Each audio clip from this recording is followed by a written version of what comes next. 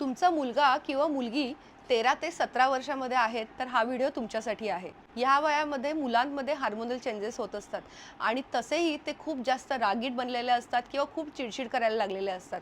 बरेचदा आई-वडिलांशी भांडणं झाली तर दरवाजा आपटणं किंवा किंचाळणं, रागवणं असे प्रकार होतात.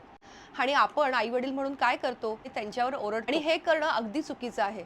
ह्यावर काय करायचं ते सांगते. चाइल्ड काउन्सिलर सांगतात, ज्या वेळेला मुलांमध्ये आणि पालकांमध्ये भांडण होतं, त्यावेळेला पालकांनी शांत बसणं गरजेचं आहे. कारण काय दोघंही अग्रेसिव्ह झाले तर त्याचा काहीच फायदा नाही. थोड्या वेळाने तुमचं मूल तुमच्याकडे येईल. तेव्हा त्याच्याशी नजरानजर न करता तुम्ही शांतच बसा.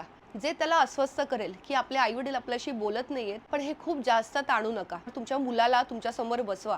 त्याला समजवा, "हे मला तुझं वागणं आवडलं नाही. जगामध्ये इतकं अग्रेशन असणं चांगलं नाही." याविषयी त्याला गोष्टी पटवून द्या. तुमच्या मुलांना तुम्हीच समजून घेणार. काय वाटतं तुम्हाला या सगळ्याविषयी? नक्की कमेंट करून सांगा.